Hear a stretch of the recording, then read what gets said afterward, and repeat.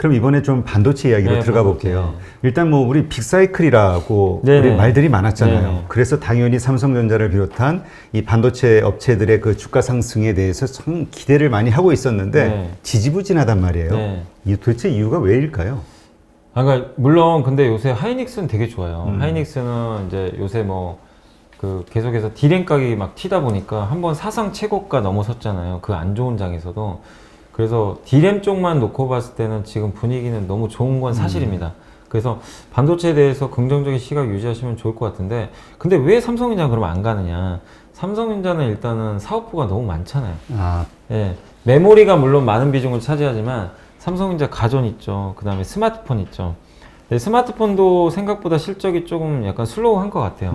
그 부분도 좀 있고, 그리고 삼성전자 작년에 주가를 많이 올렸던 게 비메모리 반도체거든요. 네. 근데 오스틴 공장이 가동이 중단됐어요. 그게 비메모리 반도체 쪽인데 무슨 얘기냐? 그럼 저기서 지금 적자가 발생해요.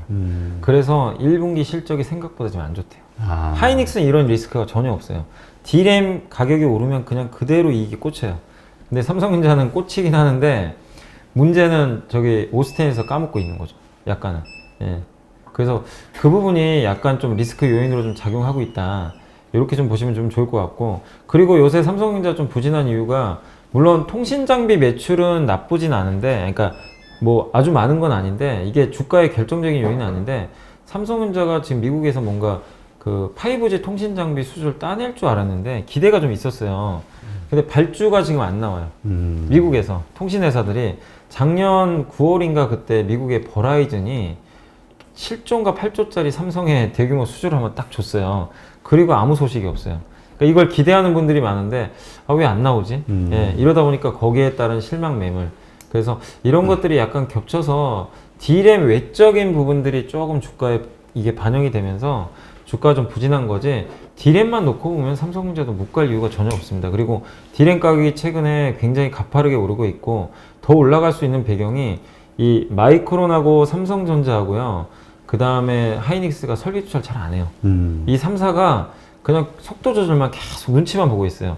그런데 물론 업황 더 좋아지면 언젠간 한 번 더 하겠죠. 하겠지만 지금 뭐 굳이 좋은데 뭐하러 해? 약간 이런 느낌이 있기 때문에 설비 투자도 안 할 것 같고 당장은. 그러면 반도체 경기는 계속 좋아져요. 하반기까지. 그래서 D램 가격 올라가니까 삼성전자는 저는 그래서 1분기 실적만 좀 발표가 끝나면 어느 정도 1분기 실적 발표가 4월 초예요. 그때 이제 아마 안 좋게 나올 겁니다. 지금 예상이 안 좋기 때문에 그걸 털어내면 오히려 그때가 진짜 한번 주가가 올라갈 수 있는 기회다. 우리가 삼성전자 볼 때 실적 좋은 날 빠지는 경우 되게 많잖아요. 그러니까 미리 반영해서. 지난번에도 네. 13조 했을 때 네. 그날 빠졌으니까. 근데 이번엔 좀 반대로 보세요. 오히려 안 좋을수록 사야 되는 것 같아요. 이제는 왜냐면 미리 다 털어낸 거기 때문에. 그래서 삼성전자도 지금 좀 스트레스 너무 받지 마시고 조금 더 여유 가지시면 좋을 것 같습니다. 지금 파운드리 사업부, 원래 지금 삼성전자의 가장 기대감을 가지고 있는 게 그쪽이잖아요. 네, 파운드리 쪽. 예. 어때요? 진행은? 그건 지금 잘하고 있는 것 같고요. 근데 TSMC랑 격차가 워낙 크니까. 근데 TSMC도 지금 물량을 다 못 받는데요. 너무나 그 수요가 많았는데 다 받질 못하고 있는 상황이고, 삼성전자도 근데 한 가지 지금 삼성전자가 고민하고 있는 게, TSMC가 올해 30조 투자를 하는데 삼성은 10조 투자 들어가요. 그렇죠. 1등 기업이 30조인데 2등이 10조면 격차는 더 벌어져요. 격차가 크죠. 그래서 고민이 큰 게 오스틴 공장을 증설하려는 것 같아요. 왜냐하면 오스틴 공장이 파운드리가 있는데 거기에 그 공장 부지가, 그러니까 공장이 지금 부지가 총 4개가 있대요. 저 TSMC가 아니 그 삼성이? 오스틴 공장에 총 4개가 있는데 그 중에 지금 공장 하나만 가동 중이에요. 그럼 나머지 3개 부지가 남아 있는데 거기에 삼성이 맘만 먹으면 딱 삽을 뜨고 공장 지으면 돼요. 근데 뉴스 기사를 보니까 삼성이 세금 좀 깎아달라고 했나 봐요. 오스틴 거기다가 좀 세금 좀 깎아줘. 내가 투자할 테니까. 근데 오스틴 정부가 아직은 얘기 안 하는 것 같은데 아마 세금에서 뭔가 좀 합의점을 찾으면 삼성은 바로 공격적으로 증설이 들어갈 것 같아요. 왜냐면 오스틴에 투자하면 되게 좋은 게요. 일단 세금 감면도 있고 바이든 행정부가 원하는 그림이에요. 야, 너네 한국에서 만들지 말고 미국에 공장 지어서 일자리도 만들어주고 그러면 혜택 많이 줄게. 약간 그런 느낌이에요 지금. 야, 근데 너네 그렇게 안 하면 내가 관세 때려버린다. 협박하고 있어요 사실은. 그래서 삼성 입장에서도 오스틴에 하는 게 제일 좋습니다. 일단 유력한데 조금 그 시간을 두고 있는 것 같아요. 근데 이거는 시기의 문제인 것 같아요. 그래서 삼성전자 파운드리 쪽도 아직은 너무 걱정하실 필요는 없다라고 말씀드리겠습니다. 네. 아까 그 나온 질문 중에서 우리가 챙기지 못한 게 하나 있는데 DB 하이텍 DB 이거에 하이텍. 대해서 이거 어떻게 매수해야 되냐, 뭐 보유해야 되냐 이 관점을 질문하신 분이 있었거든요. DB하이텍이 이제 그 보면 8인치 파운드리라고 파운드리 회사예요.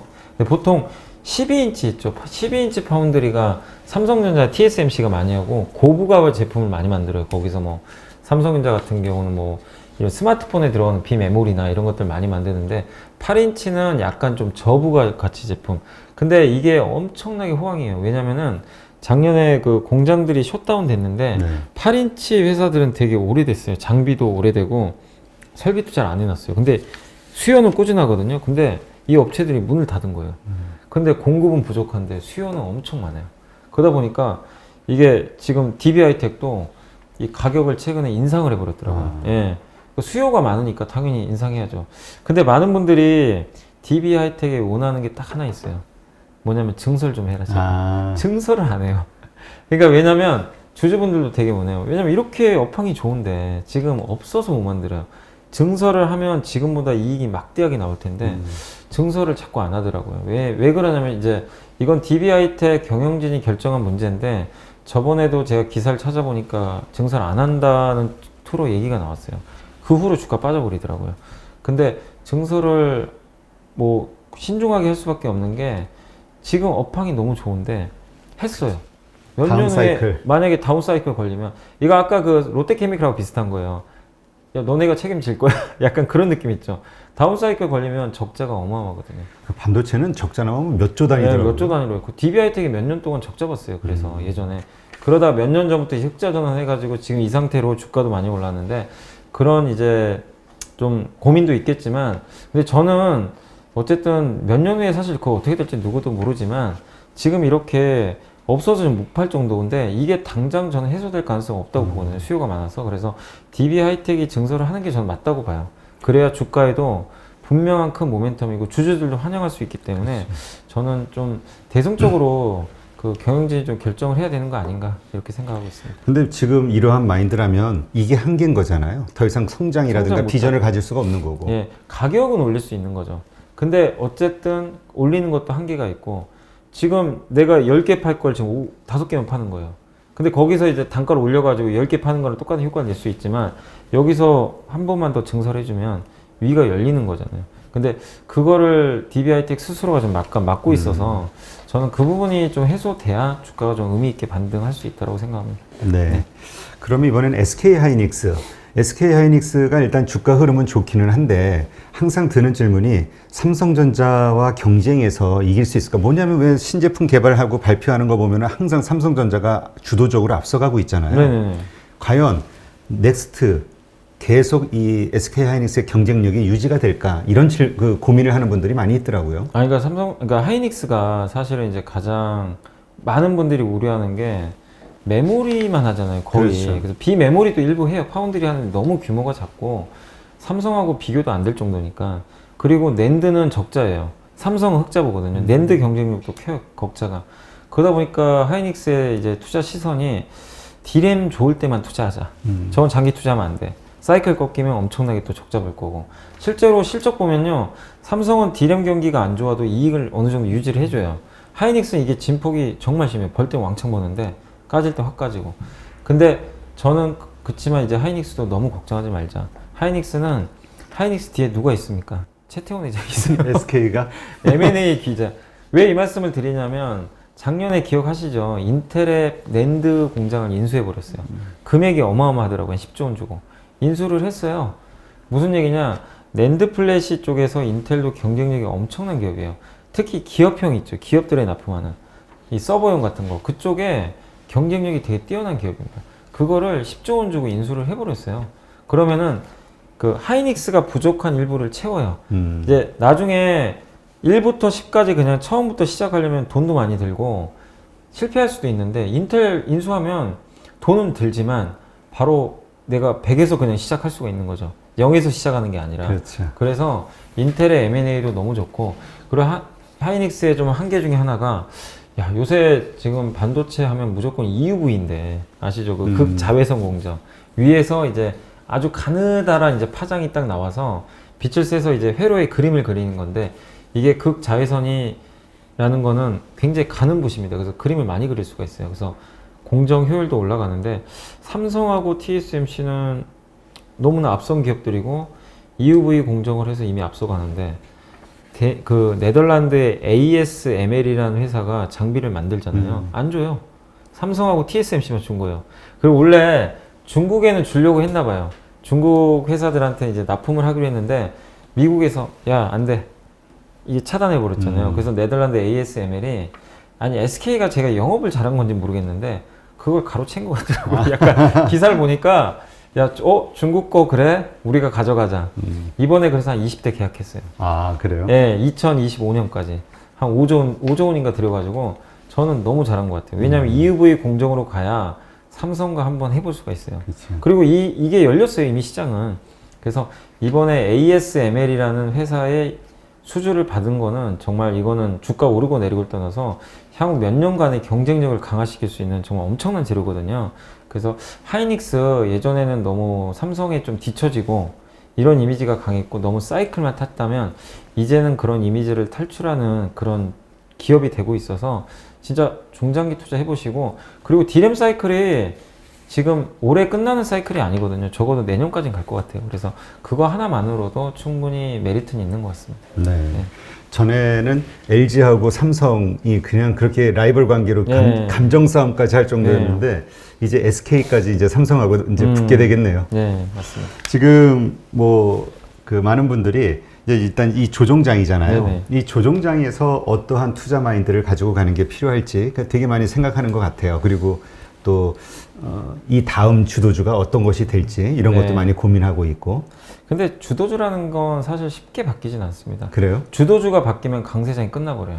이건 역사가 증명합니다. 예전에 기억하시겠지만 2007년도에 강세장이 끝나고 하락장이 됐을 때 그때 주도 섹터가 조선주였거든요. 조선철강. 그 기업들이 죽으면서 시장도 죽었어요. 그때는 삼성전자가 왕따주였어요. 근데 그 기업들이 죽고 삼성전자가 갔냐? 그것도 아닙니다. 그 바로 금융이 터져가지고 다 망가져 버렸어요. 그리고 차화정 정세 기억나시죠? 2011년도까지. 그때 차화정 끝나고 다시 폭락장 시작됐고, 2017년도에 역대 최고치 넘는 2600. 그때 반도체 장세였잖아요. 반도체 죽고 장 폭락장. 2018년 미중무역 문제. 이게 다 그러거든요. 그래서 절대적으로 주도주는 저는 바뀌지 않는다. 그 안에서 종목이 일부 바뀔 수는 있는데, 분명한 건 이 주도 섹터, 주도 종목들은 시장이 3천, 그러니까 500, 4천을 갈지 모르지만 상승장이 장기로 이어지는 한 저는 무조건 간다고 생각합니다. 그래서 주도주들을 의심할 필요는 없을 것 같고, 다만 여기에 추가는 될 수가 있어요. 일부 종목들이 계속 장이 좋으면.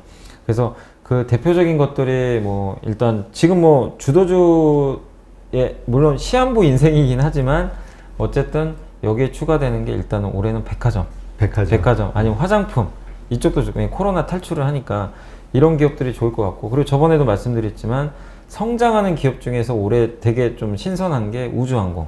예, 우주항공 요새 일론 머스크나 이런 얘기들 많이 나오잖아요. 근데 우주항공 하는 회사들이 다 뭐죠? 방산회사입니다. 우리 한국의 방산회사들이 그걸 다 많이 하고 있어요. 그래서 이쪽도 다크호스로 좀 보시면 좋을 것 같고, 그리고 우리가 반도체 얘기만 했는데 올해는 OLED도 좀 봐보세요. OLED. OLED. 왜냐면 OLED 관련 기업들이 주가가 일단 많이 빠졌고 그동안 설비 투자를 너무 안 해가지고 주가들이 많이 부러져 있었어요. 근데 올해 아마 삼성이 투자할 것 같고, 제가 여기 뭐 사실 태블릿 PC가 있지만 이제 폴더블 폰이 시대가 열리거든요. 애플도 이거 한다는 얘기가 있더라고요. 그러면 OLED가 2개가 들어가요, 사실은 폴더블 폰에는. 예, 그러면은 스마트폰보다는 훨씬 더 수요가 많이 늘어나니까 그 점도 좋을 것 같고, 그 다음에 노트북에도 OLED가 요새 이제 들어간다고 합니다. 그래서 기존의 주도주는 그대로 좋게 보시되, 주도주가 아니었던 것 중에 올해 뭘 봐야 되냐, 새로운 걸 찾아야 될 거 아니에요. 그런 것 중에 우주항공, OLED, 백화점 뭐 이런 쪽 좋고, 그 다음에 작년 말부터 좋았다가 요새 좀 시들시들하지만 저는 아까 물어보셨지만 여전히 건설주도. 건설주. 네, 당연히 봐야 된다고 생각해요. 왜냐면 안 끝났어요. 공급이 열렸기 때문에 지금은 사람들이 좀 별로 관심은 없어요. 작년에 좀 너무 좋았기 때문에. 작년에 한 달 정도 좋았어요, 사실은. 근데 그쪽과 관련해서 건설 보시고 한 가지 더 말씀드리면 건자재도 보셨으면 좋겠어요. 건자재. 왜냐하면 공급 늘어나면 건자재 좋은데 저는 근데 그 중에서도 리모델링 관련 기업들 있죠. 인테리어. 왜냐하면 저번에 한샘도 실적 발표했는데 제가 곰곰이 봤어요. 한샘 실적을 보니까 놀라운 게 주택 거래량이 감소를 하면 가구 매출이 줄잖아요. 그렇죠. 이게 상식이잖아요. 그렇죠. 물량이 네. 줄니까. 근데 매출이 점프를 한 거예요. 알아봤더니 리하우스라고 리모델링하는 브랜드가 있어요. 이 한샘이. 그래서 이 주변에 이게 동네 같은 데 보면 그 사업하시는 분들이 그냥 무슨 인테리어 딱 달아가지고 그런 영세업자분들이 많이들 하시잖아요. 시공 같은 거 하시고. 근데 그 대기업 중에서 그걸 유일하게 하는 회사가 한샘입니다. 한샘은 그 시장에 이미 몇 년 전에 진출했는데 이제 5% 정도 점유율이래요. 아. 근데 리모델링 시장이 왜 제가 아무리 생각해도 커질 것 같은 게 일단 서울의 아파트 한번 보셨어요? 노후된 게 많죠. 노후된 게 너무 많아요. 그거 다 리모델링 할 가능성이 되게 높아요. 왜냐면 재건축 승인이 쉽지 않으니까 리모델링 할 가능성이 높고, 그리고 코로나19가 바뀐 것 중에 하나가 사람들이 옛날에는요 집에 있는 시간이 그렇게 많지는 않았거든요. 근데 그러다 보니까 가구를 뭐 바꿔도 10년에 한 번 잘 안 바꾸잖아요. 뭐 그동 뭐 쓰던 거 쓰지 뭐. 근데 코로나19 때문에 집에 있는 시간이 많아지다 보니까 일단 가구를 바꿨어요. 바꿨더니 뭔가 분위기가 바꾸고 기분도 좋아지고. 예, 약간 그런 분들 계시더라고요. 궁금한 것도 모르는 것도 많은 주린이 여러분, 생각보다 쉬운 주식 투자 저와 함께 해보시겠습니까?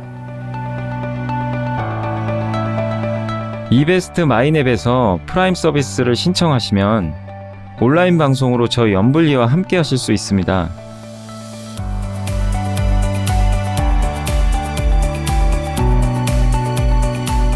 프라임 서비스를 신청하시려면 이베스트 마이넷 어플 설치 후 다이렉트 계좌 개설 메뉴에서 계좌 개설을 진행해 주세요. 다이렉트 지점 선택은 필수입니다. 마지막으로 이벤트 코드란에 연불리를 입력하시면 주식 상품권 10,000원을 화요일에 지급해 드립니다.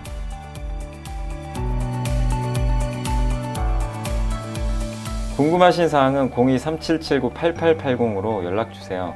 제가 여러분의 성공 투자를 끝까지 응원해 드리겠습니다.